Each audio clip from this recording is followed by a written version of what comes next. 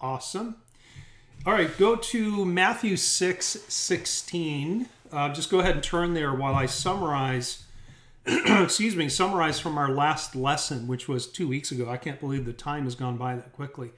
But last lesson, we started to chip away at the fifth commandment of Christ, which I summarized as don't be a showboat, or Tim called it don't parade yourself when he did a similar series many years ago. But Jesus was talking about how the hypocrites, which was his favorite way of saying the Pharisees and the scribes, how they would make a big deal in public about charitable deeds, about prayers and fasting, doing everything in this kind of grand and out loud way to garner the attention of men, right? And so, we broke it down. There's these three different subsections to this commandment, which we started with the charitable deeds, almsgiving, and we're going to move on. Today we're going to cover fasting, and then we'll talk about prayer as the last installment of this particular commandment. But, we saw how almsgiving, or being generous and giving charity, was expected as part of the Jewish culture and the Jewish religion.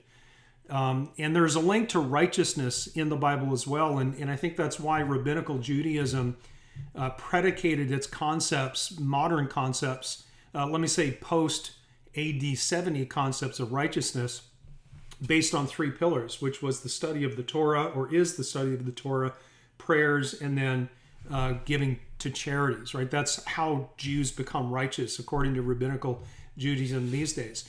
I also pointed out that God said that we are to give quietly, sometimes anonymously, but not all the time. And we talked about some of the distinctions about when it might be okay to let somebody know that you were the hand behind the gift or the blessing. And that's okay, depending, I guess, on how you do it. And we were certainly to not give with any kind of racket, right? We're not supposed to make a big deal about being charitable, and we're supposed to do it with the right motive. The Pharisees, of course, sought to be seen by men, is what Christ said in Matthew chapter 6. And it's almost like God looks at them and said, well, if that's how and why you're going to do it, then the glory of men is going to be the only reward that you get, right? But if you give in secret because you seek to please God and God alone, then the Bible says that the Father who sees in secret will reward you openly. And I suggested that doesn't refer to the here and now, right? I suggested that when it says that the Lord will reward you openly, that relates to the reward that Christ brings with him when he returns in glory to judge the quick and the dead. And this actually relates to the separation of the sheep and the goats, and the fact that if you're a sheep and lucky enough to go to his right hand, you go off in eternal life. And that's kind of a public display. And that's the reward that we give, or that we get, for doing our charitable deeds in secret or anonymously, without a racket, without calling attention to ourselves. And then towards the end, we kind of forayed a little bit into the concept of tithes. And I showed you some passages where it talks about how at least some of tithe money was used for the care of the poor and the needy. And we'll just put that subject off to the side, and we'll probably cover that in a different lesson on a different day. But that brings us now to the second thing in Matthew 6 that the hypocrites were doing for everyone to see. So you should be at Matthew 6:16. We're just continuing on now.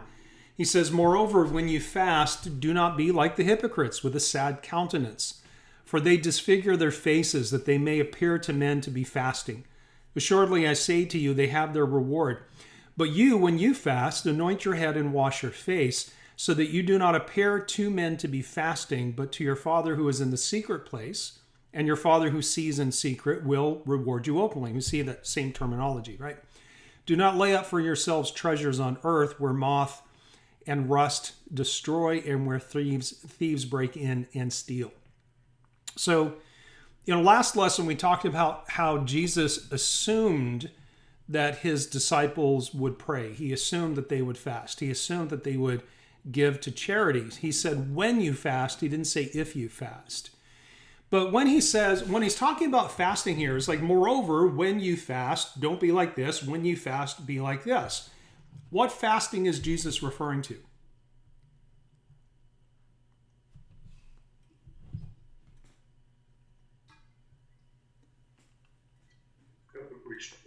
stop, restricting yourself from eating food. So was he talking about fasting in general, or fasting for any reason at all, or fasting for specific reasons, or was he pointing to a specific fast? Which kind of begs the question: what fasts were the Jews doing? What were they required to do? What did they add on to what God required of them? And what does all of that mean for us? That's ultimately what I think we have to deal with today. So go to Leviticus 26. Because the only fast that God required of the Jews, and there was only one, was the fast that was related or associated with the Day of Atonement. So we're going to Leviticus 26, verse 29. I'll give you a second to get there. So he says in Leviticus 16:29, he says, "This shall be a statute forever for you. In the 7th month, on the 10th day of the month," and that's the Day of Atonement, "you shall afflict your souls, and do no work at all, whether a native of your own country or a stranger who dwells among you. For on that day the priest shall make atonement for you to cleanse you, that you may be clean from all your sins before the Lord. It is a Sabbath of solemn rest for you, and you shall afflict your souls. It is a statute forever." Now that phrase, "afflict your souls," we've read this before in the Bible, but most of you have probably heard that means, at least that's typically interpreted as meaning fasting. There are some commentators that it means abstinence from more things than just food, but perhaps abstinence for sex or things that you derive pleasure from in your life, or whatever the case may be. But generally, I think it's generally accepted that phrase, "afflict your souls," refers to fasting. So this is a specific fast once a year associated with the Day of Atonement, and all of the pronouns "you" and "your" in this passage or these verses, this is the plural. So this is a national fast, right? This is not an individual fast. This is a national or a corporate fasting or afflicting of the souls. Now, let me just give you some other verses. I'm not going to go through these, but I want to point out a couple of things. Like I said, that the phrase "afflicting your souls" usually means fasting. So you'll see that here in Leviticus 16. You'll also see it in Leviticus 23, verses 27, 29, and 32. Leviticus 23, of course, is, most of us are familiar with that. That's the one that starts with these fasts, or these feast days. These are my feast days, and it goes on to explain all the different Jewish festivals, which are really God's. So you see "afflicting your soul" in Leviticus 23, verses 27, 29, 32. You'll also see it in Numbers 29, verse 7. And you'll see it in Isaiah 58, verses 3 to 5. But the phrase "afflict your souls" appears 3 other times where the context is not fasting. For example, in Numbers 30, verses 13, we actually read this verse a couple of lessons ago where we were talking about vows. Numbers 30, 13 talks about vows and afflicting your soul. And it really, the context implies that it suggests some vow of abstinence from something. It's not specific to fasting. And it's probably not some kind of a personal fast unless it was a really big deal, like I'm going on a 40-day fast. So it's probably somebody makes a vow to abstain from something else, and then Numbers 30 talks about the rules about whether or not someone's going to be held to that, can they be overruled, and all that kind of stuff. Psalm 143, verse 12 uses that phrase "afflict your soul," and this is David talking about his soul being afflicted by his enemies. So clearly that's not fasting, right? He's talking about being persecuted by his enemies. And then in Isaiah 58, verse 10, that phrase "afflict your souls" shows up, but it's talking about hunger, and that's obviously a related topic, but it's talking about hungry just from being poor and being needy, right? So the phrase "afflict your soul" is typically interpreted as fasting, but it's sometimes used as other things, right? So if we go back to the verse that we just read, which begins and ends in verse 29 down to verse 31. It begins and ends with this phrase, "It is a statute forever." What does that mean? What does a statute forever mean, or an ordinance forever? Does this mean that fasting is a permanent commandment that the Jews, and then perhaps by extension Christians, should always be fasting during the Day of Atonement? It's not going to be celebrated in the kingdom, so I can't imagine that it would be. Can the Jews observe the Day of Atonement now? No. I mean, Well, certainly not in a biblical manner, right? Not in a way that comports with the Mosaic law and in the way that sacrifices were made, because all of the sacrifices associated with the feast days required a temple, a priesthood, and the ability to make sacrifices, right? Walter, were you going to say something? Okay. So here's something that's interesting. The word, like in Hebrew, there is no word for forever. Olam. Yeah, the Hebrew word is olam, and it basically means an undefined long period of time, or a period of time whose end is not in sight. Now we could look at that and go, okay, well that probably means forever, right? That means eternity, but that's not really true, because when the word olam appears one time, we might translate that as perpetual, which indicates some kind of like an ongoing event or process or state, even though the end point isn't defined. It's really more about the fact that whatever is being commanded is actually supposed to be done on a perpetual basis. But it doesn't necessarily mean that there's no end, that there will be no end. It just means there's no end in sight. That's what the word olam means. Now, in a couple of places in the Bible, we see the phrase, "unto the ages of the ages." Olam, olam. And that phrase is used to denote an even longer period of time that has no definitive end, at least no end in sight. And so we see olam, and we see olam and olam, olam, the same word repeated twice. And if either one of those relates to eternity or forever, it would be the one that means unto the ages of the ages, or olam olam. So when it says that this is a statute forever, the word olam appears only one time. And looking back from our perspective, like Kathy said when I asked the question, are Jews now observing the Day of Atonement? Well, they might be doing that in certain ways, but they're not doing it in accordance with the Mosaic laws, because you have to have a temple, a priesthood, and a place to go in Jerusalem to actually perform the sacrifices. So the implication is that when God says here in Leviticus 16 that the Sabbath of solemn rest and you're afflicting your souls and it's a statute forever, he's just basically saying, I want you to keep doing this until I tell you to stop. Right? That's basically what he's saying, right? And I would say that the Septuagint translators agreed, because they ended this verse that you're looking at the screen there, instead of saying it's a statute forever, they translated that as it is a perpetual ordinance. Now, does the word perpetual automatically imply never ending in the absolute sense? Or does it mean more of an ongoing thing? Brian, are you just kind of stretching and hand dancing? Yeah, sorry. I'm yeah. No, that's okay. Well, you're right in front of the camera. Your little picture is right there. So any movement, I think that you're like, okay, I want to say something.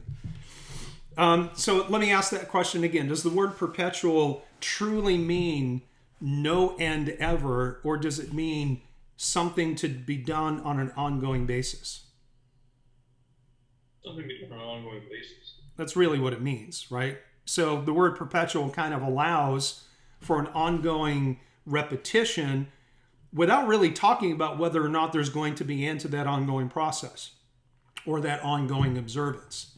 So for you and I, what that might imply, I think, looking at this here in Leviticus, is that instead of saying olam olam, perhaps an astute reader of the Old Testament back in the day would have realized that the fast associated with the Day of Atonement may actually have an end to it, because the Day of Atonement itself was going to have an end. So my question to you is now, when did the Day of Atonement, when did it end? When did the observation of the Day of Atonement end? They were taken captive by the Nebuchadnezzar. Yeah, but that was kind of like a temporary thing. Like when did it end? In the sense that in the time where we are now, where the Jews can't. But you're right. When the first temple was destroyed, there were 70 years where they couldn't have observed the Day of Atonement.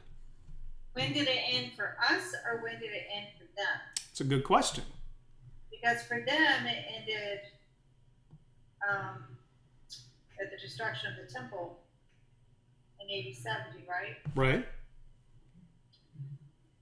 Yes. So what about us? When Christ. Cross. Yeah. So it really depends on what group of people you're talking about. Where you're talking about Gentile believers who are never under this requirement to observe the Day of Atonement, or for any Jew who escaped the curse of the law by joining himself or herself to Christ, the requirement to observe the Day of Atonement stopped once you realized Christ was the sacrificial lamb and he has atoned for my sin. At that point, observing the Day of Atonement was superfluous, right? Because they kind of had escaped that whole system. So I totally agree that for us, it's related to the Passover. And for Jews, say back in the time of Christ and even in the apostolic era up to the point of the destruction of the Second Temple in AD 70, it was the destruction of the temple in AD 70 that brought an end to the Day of Atonement, and theoretically would have brought an end to the fast associated with the Day of Atonement, which kind of fits with some of the language that we see in the Hebrew Old Testament and as well as the Greek. And, as I was going through this, it kind of struck me. I thought it was very interesting that when you look at all of the high holy days, right, all of the feast days, that none of the other high holy days involve fasting, right? The Day of Atonement is the only time the Jews were required nationally to fast. But what do all of the other feasts, I just gave it away. What do all the other high holy days involve? They don't involve fasting. What do they have? Feasting.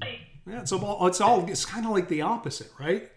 It's the celebration, it's the joyousness. And that feature, I think, along with a few others, separates the Day of Atonement from the other feast days. Now, again, technically, Day of Atonement is not a feast day. It's a fast day, but it's associated with the Feast of Sukkot in the fall, right? And this is just a really quick summary of the spring and the harvest festivals, or spring and fall harvest festivals. Basically, there's a feast associated with each of the three required high holy days. And these are things that were required of the Jews in the Old Testament, and they will be required of all believers in the kingdom, right? We will still observe Passover and Pentecost as well as Sukkot, for different reasons, obviously, right? For us, it will all be commemorative, and for certain people going through time, they were actually prophetic. So when we talk about, let me just go over a couple of things, because a lot of times while we talk about things like Passover as a single night followed by the week of the Feast of First Fruits, the Bible actually in several different places uses the word Passover to encompass that entire festival period. So we can use the word Passover to mean just that one night of the Seder meal, or we can use the word Passover to refer to the entire initial spring festival, including the Feast of First Fruits associated with the barley harvest. And it's pretty much the same in the fall feast of Sukkot, right? There's only 5 days that separate the Day of Atonement from Sukkot, which looks forward to the marriage supper of the Lamb. And in reality, it's all one feast day, or it's all one feasting period, with the exception of the Day of Atonement. right? It's not a feast day, it's a fasting day associated with that particular day. And it's the only one from this list that has been removed. It's gone. And the reason why it's gone is because there's no temple, there's no priesthood, and there's no mechanism for Jews to observe the Day of Atonement. And you might argue that because that has been removed, there may no longer be a requirement to fast. Now, I don't know if that's actually true, but what we can say definitively is they can't observe the Day of Atonement, and the fasting is associated with that. Now, by saying that it was the only required fast, doesn't mean that the Jews didn't fast for other reasons. But any other fast that you see mentioned in the Old Testament, and even actually in the New Testament up until the ascension of Christ or his crucifixion and resurrection, you'll see different fasts that are referred to. None of those are actually commanded. And some of the fasts that are talked about in the Old Testament are man-made traditions which became routine. They became regular parts of Jewish culture and even part of the religious, or let's call it the liturgical system. So let's talk about personal fasts here and national fasts. So a lot of these personal fasts that we see in the Bible are associated with, or let's say paired with, some kind of prayer or some kind of entreaty to God. Now, certainly we have, a 40-day period of time where Moses fasted while he was up with the Lord on Mount Sinai, receiving instruction and the commandments and all that kind of stuff. But in 2 Samuel 12, it talks about how David not mourned, but while his child was dying because of his treatment of Bathsheba and her husband and how he had him killed, David fasted and he prayed, and he wouldn't move until he had an answer from God. And of course, you guys know the story, right? As soon as he heard the child was dead, he got up and cleansed himself and went and had a meal. Right? So David prayed and fasted in the context of the loss of his child. David in the Psalms, in Psalm 35 and 69, prayed and fasted as a response to persecution from his enemies and a request to God for strength against his adversaries. So we see David fasting and praying quite a lot. We also see prayer and fasting with the story of Daniel. In Daniel chapter 9, where he realizes that, hey, 70 years are up, I better go remind God of what his promise was. And so he entreats God to honor his 70-year limit on the first exile that they experienced in Babylon. Now, none of these are commanded, right? These are just what these men did in specific context, whether it was a personal entreaty or a prayer and fasting on behalf by an individual person on behalf of the entire nation. We also see it in Ezra. And this is, again, more of a national fast. In Ezra chapter 8, he asked God for his protection. When they went back from Babylon to Jerusalem, they didn't take they had no honor guard, they had no soldiers. The Persian king offered to send them protection because they were going through hostile land, and Ezra refused and said, no, God will protect us. And then he called a national fast to beg God to protect them, which he did. And they survived the trip all the way back to Jerusalem. We also see Nehemiah, and this was post-return from the Babylonian exile. We see him in Nehemiah chapter 1 praying in response to the news that Jerusalem, even at that point during the rule of the Medo-Persian Empire, sometime later, that the walls of Jerusalem and the temple were still in ruins. And he prayed to God for the resources and the strength to change that. And he went and petitioned the king. And the king at that time would have been whom? Anybody remember? Darius? Yeah, it was Darius. Who was the Persian king and who was his queen? At that moment? Yeah. Well, no. Sorry. No. I'm a little bit ahead of myself. But let's go to the next one, which is Esther. Right? Esther prayed, she fasted, but also asked her uncle Mordecai to call on the leaders of the whole nation to join in this national prayer and fasting, because she was getting ready to go face the king to tell him about Haman's treachery and his plan to kill all of the Jews. And she was risking her own life by going into the presence of the king without having been called. And she asked for protection, and of course she was delivered. Now, there are a couple of other national fasts in the Old Testament. King Jehoshaphat called for a fast in preparation for war with the Ammonites. And in the story of Jonah, the men of Nineveh fasted in response to Jonah's message to repent. And that fasting and their repentance spared the nation, right? And we see that as well. But with all of these different examples, in all of these different circumstances that we see fasting usually coupled with prayer going on, are we ever taught anywhere in the Bible why or how fasting might affect our prayer life or the efficacy of our prayers or anything else? Jesus told the disciples in some cases, some things are so difficult that they only come out with by prayer and fasting. Yeah, but that doesn't tell us why it works, right? Like, why did all these people fast and pray? Why didn't they just pray? What's the point? Like, what's the mechanism? What difference does fasting make? You're putting down your flesh. It's a humbling. Personally, I think every time you feel like you're hungry, it reminds you more to pray. It keeps you more in that frame of mind. Fasting teaches you depend on God for your life. If you don't have any food, you're not going to live too long.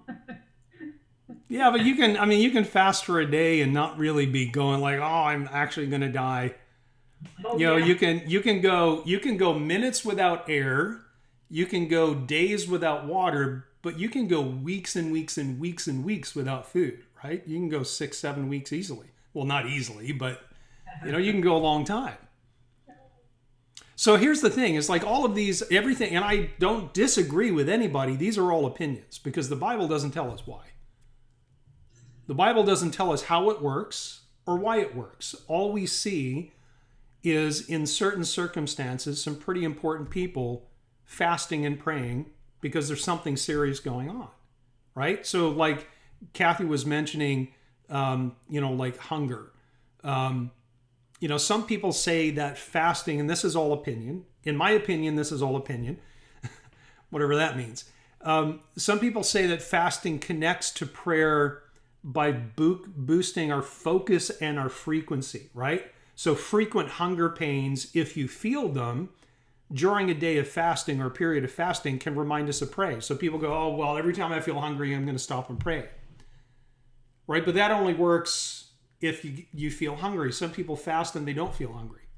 So that's kind of like, oh, that's obviously an opinion. It's not like a biblical mechanism. Not being distracted with preparing and eating food maybe allows us to focus more time on God during the fasting time. Some people say, well, I'm going to take the time that I would normally eat and I'm just going to go and I'm going to pray during that period of time, but I'm just not going to eat the food. So you're kind of, you're appropriating time resource that usually is dedicated to other things. It could simply be symbolic. Like Walter said, it's about putting down your flesh, right? Humbling yourself, I think is what you said, Walter. Denying some of your basic needs to focus on God. Or maybe it's a statement to God that we're willing to give up anything to have him listen to our plea. Like, I'll even go without the food that keeps me alive if it means you're going to listen to me. So whatever the reasons, and we see plenty of occurrences and events of prayer and fasting, or let's say fasting and prayer, we're never told why or how it works. We just see people doing it. What's that? Only that it does. Yeah, we see people doing it. Now, so because I was thinking about that, right? And then I thought, well, what about David? It didn't work then. Did it. He fasted and prayed for days and was on his face begging for the life of his child. And God said, sorry, he's mine now. So does it work? Yeah, Kathy. I heard something kind of trite. I mean, it's not biblical, but that fasting doesn't change God, it changes you. Yeah, and that's kind of where I was going in David's example. Right? Now, David was also already, with obvious exceptions and lapses in judgment, a man after God's own heart. But I would imagine he came out of that whole episode a changed man, not just because he fasted, but because he was responsive to God, even when God said no, and even when God took something very, very precious from him. So when you say that prayer and fasting works, and I'm not picking on what Walter said just because he said it, can you imagine that there are people who pray and fast and it makes no difference to their prayer that they're fasting because they have other obstacles to their prayer life? Do you know what I'm saying?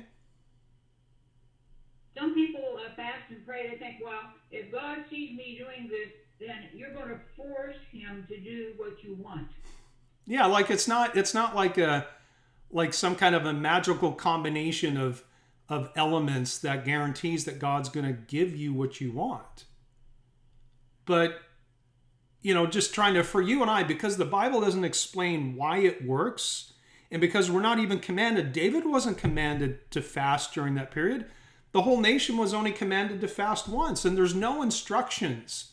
There are no instructions. There are descriptive events and stories that show us certain people doing this in certain circumstances, but it's not a command, it's a description. And we have to kind of put it all together and ask ourselves, well, what can we take from this?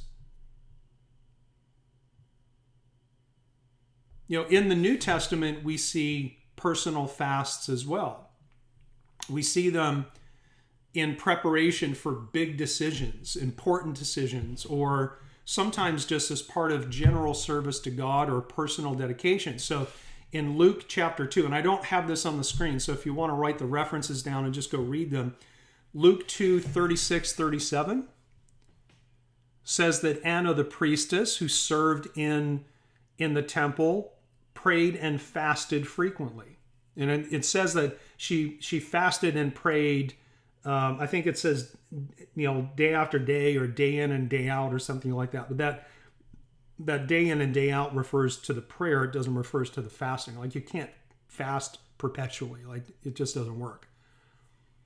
We see in Acts chapter 10, verse 30, 31, Cornelius was fasting and praying when the angel messenger showed up to say, hey, there's this guy called Peter. I want you to send for him. And this was, before he was one of those gate proselytes, right? A Gentile who prayed to God, who believed in God, he feared God, he gave to charity, but he stopped short of converting to Judaism. Yet God heard his prayers and he prayed and fasted. In Acts chapter 13, verses 2 and 3, the leaders in Antioch, it says that they were serving God and fasting when the Holy Breath spoke to them and told them to send Paul and Barnabas off on a mission. So the leaders of the church were serving God with prayer and fasting. And then in Acts 14, verse 23, Paul spent time fasting in preparation to appoint elders in the various churches that he visited or established. Right? So we see these personal fasts associated with big decisions, but none of these fasts were commanded. All we see is important people, pivotal people in weighty circumstances, fasting and praying. So we see personal fast in both the Old Testament and the New Testament. But here's something interesting. Can anyone think of any references to fasting before the law of Moses? Did Abraham fast? Did Noah fast? Did they fast before the flood? There's not a single reference to fasting up until we get to the book of Leviticus, until after the law of Moses. Now, it doesn't mean that fasting wasn't practiced, but we're not told that fasting was part of God's economy prior to the law of Moses. After the law of Moses, the only fast that was required was associated with the Day of Atonement, and that was a national fast.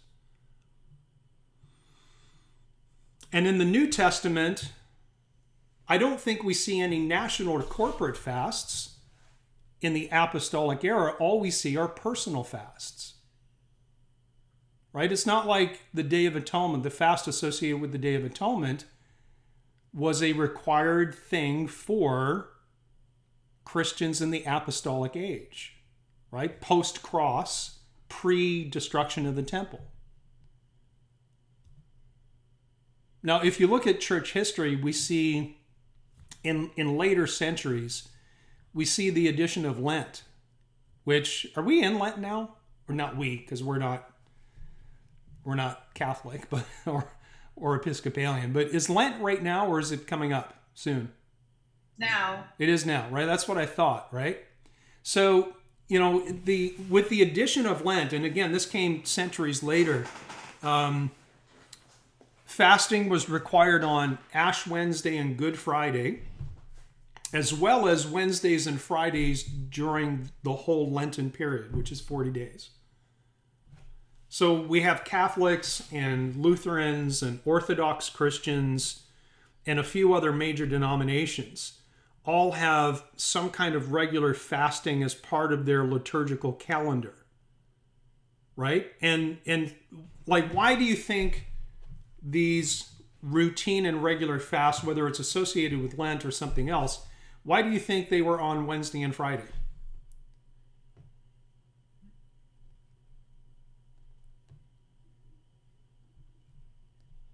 Because after the destruction of the temple in AD 70, the Jews, actually, I'm sorry, I should say even before that, but certainly after, rabbinical Judaism required regular fasting on Tuesdays and Fridays. Tuesdays? Yeah. Well, some sources say, I'm sorry, not Tuesday and Friday. It was either Monday or Tuesday and Thursday. So the origins of Lent, if you go back and try to research the origins of Lent, it's a little bit, it's debated, but I think it's most likely a syncretic invention of the Roman Catholic Church around the time of the Nicene Council. So like the early 4th century, 325 AD, somewhere around there, right?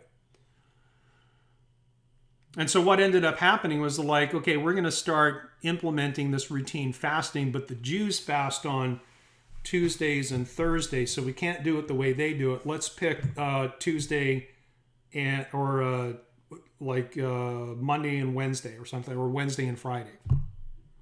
It's kind of silly, right? Actually, I said that wrong. Jews were fasting Wednesday and Friday, so these later century Christians, Catholics basically, implemented regular and routine fasting on either Monday or Tuesday and then Thursday, right? Just because they wanted to be different and not to be associated with the Jews. So we have all these examples in the Old Testament of people fasting with great in weighty circumstances, I think is how I said it just a moment ago. And I had mentioned in the very beginning that there's only one required fast, but we see all those personal fasts. But there were also other man-made fasts throughout the Old Testament, and you can see it in the Gospels, right? And things that the Jews were doing at the time of Christ, which again, none of these were required, but these man-made fasts were practiced pretty widely. The Jews had adopted a series of fasts, they called them the minor fast days, to commemorate the events of the Babylonian captivity. So go to Zechariah chapter 7.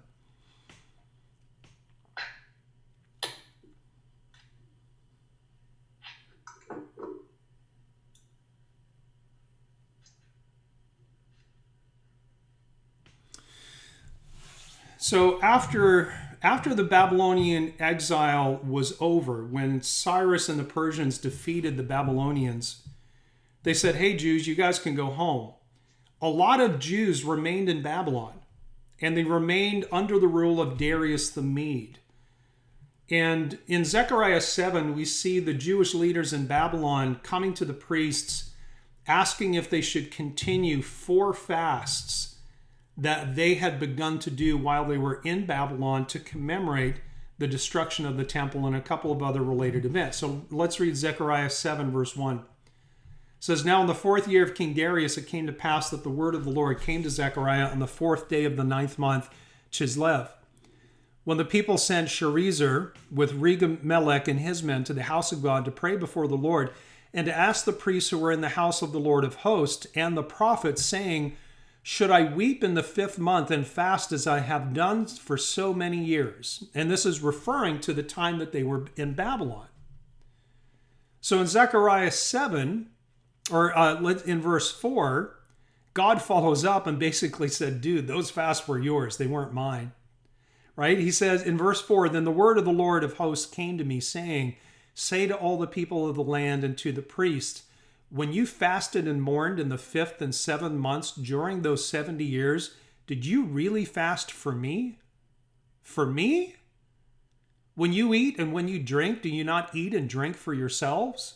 And then, the passage goes on and develops a couple of other concepts.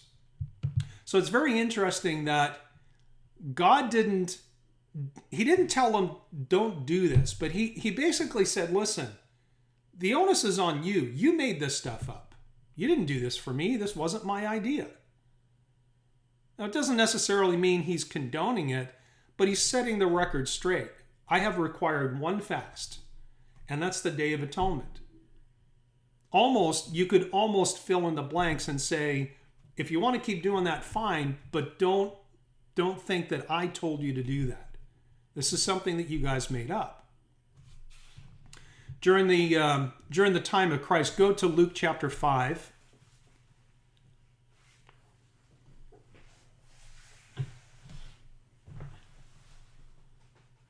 Luke 5:33. And this particular passage or this event is recorded in all of the Gospels. So it's like a parallel gospel account. Shows us that the Pharisees and the disciples of John the Baptist fasted often, is what the Bible says. And if you read, not read between the lines, but if you use the account of Luke and read on into chapter 6, you realize that the time that this particular conversation happens is between Passover and Pentecost, during that 7-week countdown known as the Feast of Weeks. So this comment or this passage and conversation has nothing to do with the fast associated with the Day of Atonement. It's just the wrong time of year. So Luke 5:33 says this, "Then they said to him," and these are the Pharisees and the scribes, "why did the disciples of John fast often and make prayers, and likewise those of the Pharisees, but yours eat and drink?" And he said to them, "Can you make the friends of the bridegroom fast while the bridegroom is with them? But the days will come when the bridegroom will be taken away from them. Then they will fast in those days." So the Pharisees and later the rabbis had made rules governing when you could fast and when you couldn't, right? And these are all man-made. These are not God-made. Some days during the year, personal fasts were absolutely forbidden. They were forbidden, including things like wedding days.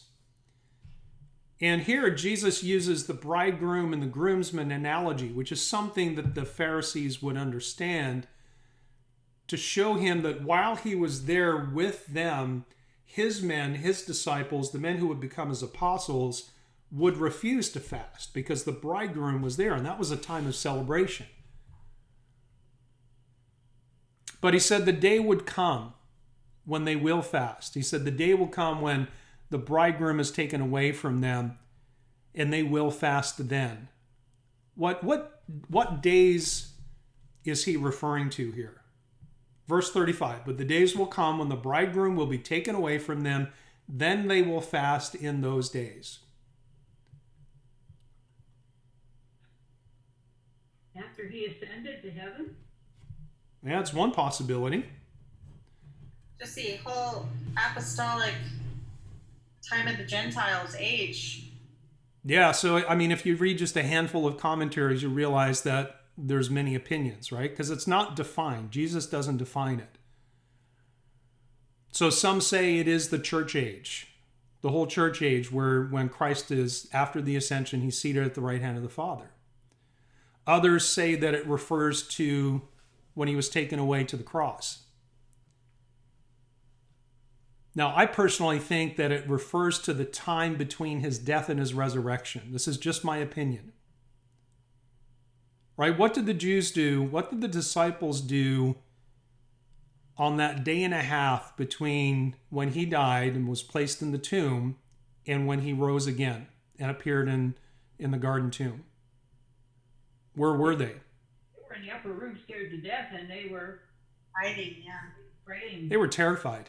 Do you think that was the time that they sat down and said, hey, let's feast, let's make a big meal?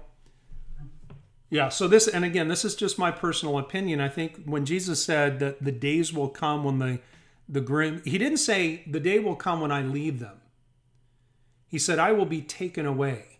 Now, Jesus has been taken up to heaven, but has he been taken away? Or is his presence still with us? Well, physically, he's been taken away. Well, that's what I said. He was taken up to heaven.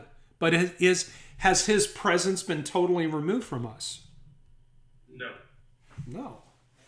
So we can't really say that he's gone, not in that complete totality sense, but in the perception of the disciples, that horrible day and a half between his burial, when they took him down off the cross, and when he rose again, and Peter and John ran to the tomb, and then Jesus showed in the middle of them and said, peace be with you, and showed them in his hands and his feet. That day and a half, I don't know about you, but if I was there, I probably wouldn't be feeling like eating much. So I think that that's what he was referring to. He's talking about the fast that they probably went through. And again, this is opinion because it's not defined. But I think that that's the period of time he was talking about, the time that he was in the grave. Now, there is a volume of the Babylonian Talmud. It's called the Tanit. And this whole volume is dedicated to fasting days. And it talks about 2 full fast days and 4 minor fast days. Right? And one of the 2 fast days is the Day of Atonement, which is the only one that was commanded. The other full fast day is called Tisha B'Av, and it's the anniversary of the destruction of both the first and the second temple structures, plus several other national disasters that came upon the Jewish people throughout all their history. And when I say a full fast day, what that means is that the fast runs from sundown to sundown, so it's a full 24-hour period of time. But the Babylonian Talmud goes beyond not eating and not drinking and interprets the phrase afflict your souls as including 4 other things. There were 4 other restrictions that they put on what we would consider typically fasting. And that would be you couldn't wash your body, you couldn't wear leather shoes, because leather was considered a sign of wealth and opulence. You couldn't use colognes, oils, or perfumes, and you couldn't be intimate with your spouse. Now, does anybody know what the Babylonian Talmud is? Can anyone explain that to me?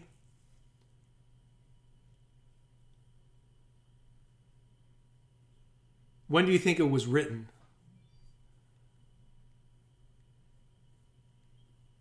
That's not with the Code of Hammurabi. No. But way before.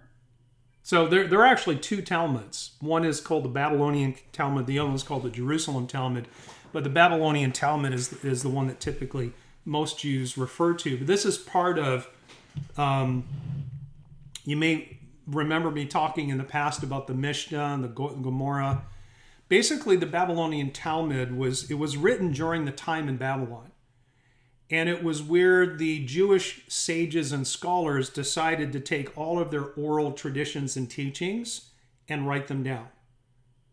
Right? So the Babylonian Talmud is the written record of oral tradition and teaching.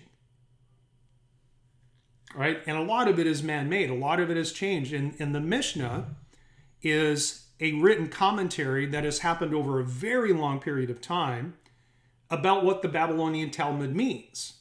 And there's a lot of debate among rabbinical scholars and Mishnah interpreters, not Mishnah interpreters, but the writers that contributed to the Mishnah. There's a lot of different opinions about what things in the Babylonian Talmud actually mean, how to interpret it, how to apply it to Jewish life. But it's all man-made stuff, right? So they have in the Babylonian Talmud, in the Tanit, they have the 2 full fast days. Only one is the real one. And they have 4 minor fast days. And a minor fast day ran from sunup to sundown. So it was only a partial day fast with no additional restrictions. So it was just food and water. Typically, that's how the Jews did it. And so I'm just going to read these out just, for sake of education and interest. The 4 minor fast days, there was one called the Fast of Gedaliah, which commemorated the assassination of a very faithful Jewish governor named Gedaliah. Then there was the fast associated with the 10th of Tevet, and it was to commemorate the siege of Jerusalem under Nebuchadnezzar. Then there was the fast on the 17th of Tammuz, which was related to the breaking of the wall of Jerusalem before the destruction of the Second Temple by Titus. And then there's the fast of Esther, which is associated with Purim and the story of Esther and her husband. Now, I want you to go to Esther chapter 9, verse 31, just very quickly, because I want to show you an interesting statement in this that relates to the fast of Esther. And the fast of Esther is a 3-day fast that is associated with the festival of Purim. And Purim is not one of the feast days, even though there are celebrations and different kind of party atmosphere associated with that. But there is a 3-day fast. So Esther 9:31, this is at the end of the book, at the end of the story. Everything's good. The Jews have been saved. Esther is a hero. Haman is now off and he's probably been hanged.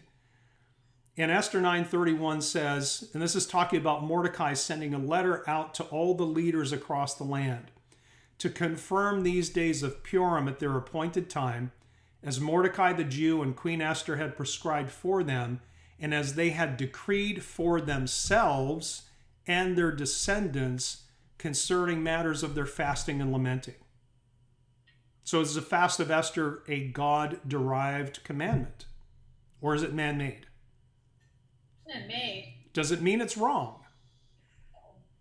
No, I don't think so. Unless you make it mandatory. Unless you make it mandatory.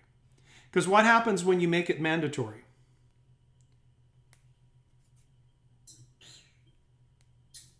You teach as commandments of God the traditions of men, which is what Jesus said of the Pharisees, right? So there's nothing wrong with any of these fasts as long as they're not required, with the exception of the Day of Atonement fast, right?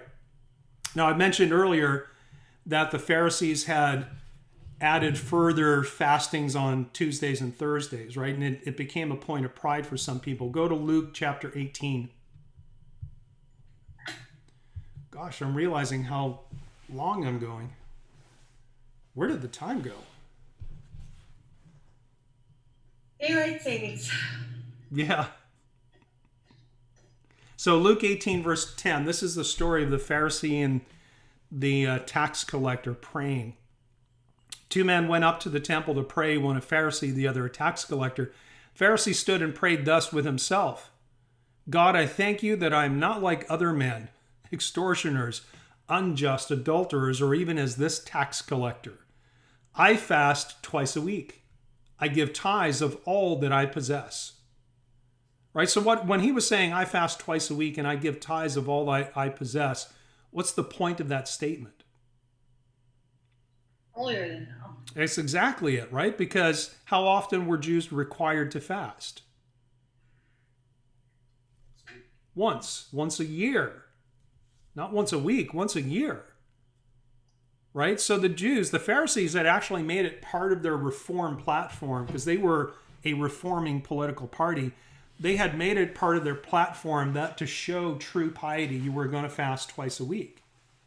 Right? But that's going way above and beyond what God actually required from his people, as was giving tithes of everything that they possessed. Because the only things that they were commanded to give tithes of, say from an agricultural standpoint, was their grain harvest. They weren't supposed to tithe off herbs. And, you remember, and this is in Luke 11:42, Jesus says, "Woe to you, Pharisees, for you tithe mint and rue and all manner of herbs." Well, they weren't required to do that. He said, "You tithe of mint and rue and all manners of herbs, and you pass by justice and the love of God. These you ought to have done without leaving the others undone." Right? So herbs, tithing off herbs, wasn't part of the Mosaic system. They added that because they thought they were holier than everyone else. So this Pharisee is like beating his chest. "Look how awesome I am. I fast twice a week." Well, did it make any difference? Because what's the end of the parable? It said that the tax collector, who was beating his breast in sorrow and repentance, said, "God, forgive me, a sinner." He wouldn't even look up. And it said that man walked away justified. So just because you go above and beyond what God requires and commands doesn't mean you're better. Certainly doesn't mean that you're better than other people. So let me sum this up. I'm obviously going to have to finish this next week. The Jewish fasts spanned from the one and only required national fast, which was an annual event, but it also included any number and types of personal fasts and a whole bunch of man-made fasts that were typically applied on a national level, like these commemorative fasts, the fast of Esther, the ones related to the events of the Babylonian captivity. God didn't tell them not to do them. He didn't say it was wrong. He just said they're not mine.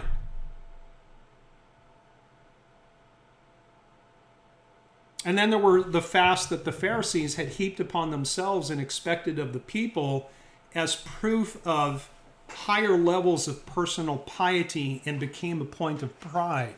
And this is kind of the very same thing that Jesus was speaking against in Matthew chapter 6 when he said, "Don't do it like they do." So the next time, we'll finish this off the next time, and I'll ask a bigger question that you should probably think about over the next week. And wouldn't be anything wrong with people popping up on WhatsApp and posting their thoughts, but are we as New Testament Christians required to fast? That's the question that we'll leave until next week. Before we go, any questions or comments about anything that we have or I have said? Because there really wasn't all that much conversation. I'm curious about it because fasting is kind of one of those things I've always been sort of fascinated by, and what are we supposed to do, all to do. Yeah, it was kind of a revelation, if you will, to me to realize that we're never told why connecting fasting and prayer. What difference does it make? And go ahead, Walter. Sorry. Well, it made a difference in casting out demons. And Mary had talked about that before. But here's something interesting, and I don't know that I can prove this grammatically. I'll have to look at the grammar of that. I had intended to, I just didn't get around to it. When Jesus said that, this kind only comes out with fasting or with prayer and fasting. The prayer obviously is going to come from the people trying to cast out the demons, but was the fasting for the people praying, or were they to make the person possessed fast, to weaken them? I don't know. The person possessed would not necessarily be in control of their own bodies. So I would tend to think it would be the apostles, the disciples that were required to fast. Yeah, I think the grammar will sort it out, but I had that thought I had that thought. It's like, okay, who's fasting here? Obviously, we know who's praying, but who's fasting? But I'll take a look at the grammar and I'll post that thought probably tomorrow. Brian was going to say something. Go ahead, Brian. Yeah. Was it understood with fasting just the intake of water was the only sort of means you could, that's the only thing you can take in during that time of fasting? Obviously, no food. Yeah, I think traditionally it was food and water, but that's not spelled out anywhere. Right. I thought a Day of Atonement is actually no food, no water for 24 hours. Well, right? that's what I'm saying. I think historically it was no food, no water. Now, Today, other beverages you can 0 calorie, stuff that you can maybe ingest and still call it a fast, perhaps maybe black coffee. But, Yeah. Hello. There are all kinds of rules and regulations in Catholicism, the Orthodox churches, even in Judaism. There are different rules that govern how you fast on different occasions. Like, as I've kind of laid out here, fasting in Judaism is pretty broad, and most of it is man-made because there is only one required fast.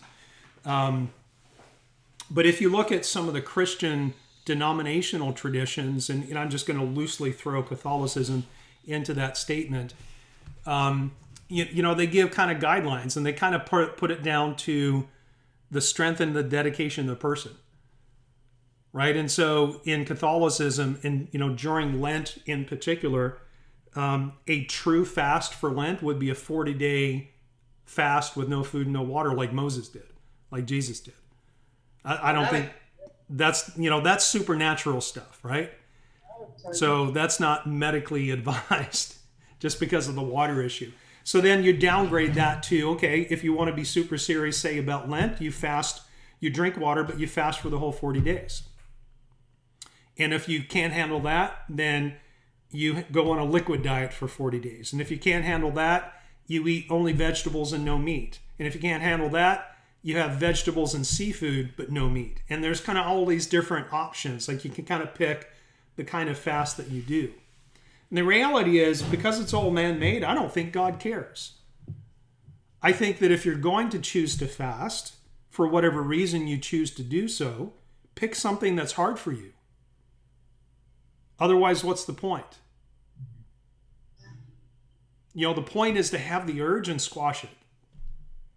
To want something and not have it. It's a discipline, right? And this is, several articles, and you can, just Google fasting and you'll come up with all kinds of references that you can read and look at. But, they talk about fasting and prayer as part of spiritual discipline. And the Greek word that's translated as discipline is the same word that's used related to athletic training. Think about the dedication and the discipline of, say, a professional athlete. The things that they have to do day in and day out that nobody else is willing to do. So if you're going to fast, nothing wrong with it. We won't deal with the question as to whether or not we as Christians are required to fast, and if so, what does it look like? But you can fast any time for any reason, particularly if there's something heavy and serious going on in your life, and you pair that with prayer, and the evidence in the Bible says that that's better. Like, it's probably better to pray and fast rather than pray without fasting or fast without praying. Does that make sense? But if you're going to do it, do something that's difficult for you, because there's no meaning to the fasting if you don't do that. Kathy, you were going to say something. No, I was just fixing my You were. glasses. Okay.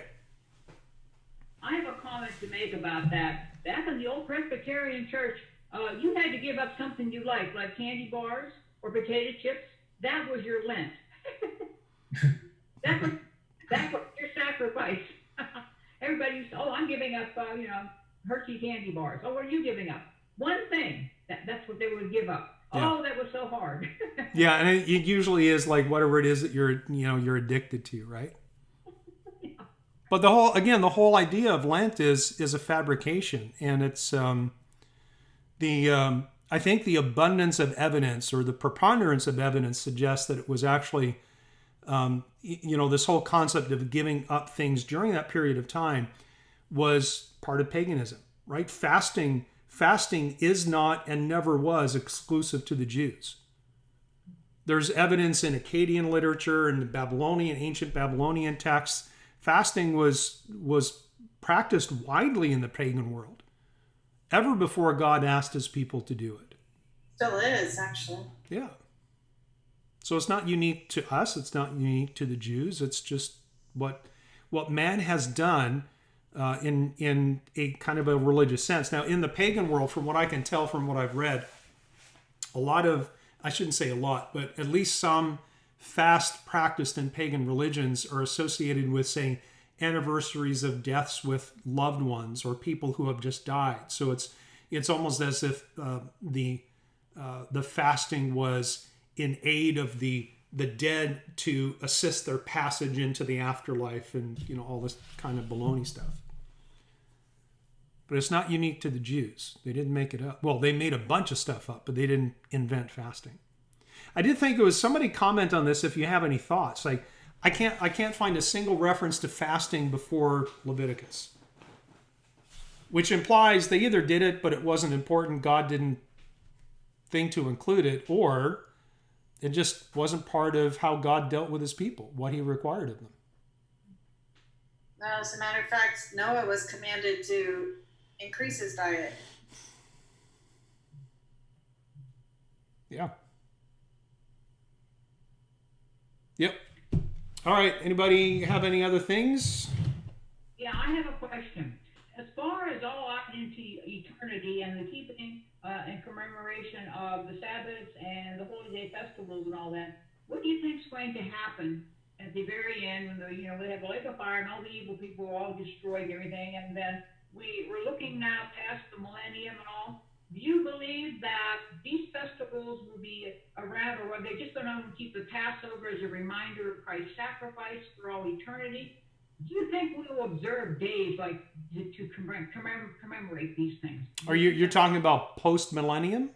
I'm talking about after the millennium. I refuse to speculate.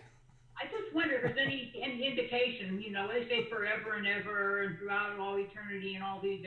Well, that's why I kind of started with that whole language thing about this phrase olam olam, or just olam as a singular word, right? There is no word for forever. There's just like a really long period of time, but it doesn't mean that period of time has no end. So we don't know. I mean, it's like, stay tuned. Well, they got rid of atonement because it's fulfilled. Now, when the Feast of Tabernacles is fulfilled during the millennium, that's one out of the way. And then what other days are there to commemorate it? Everything will be past. Nothing in the future, so, wonder. Yeah. That's a good note to end on. I wonder.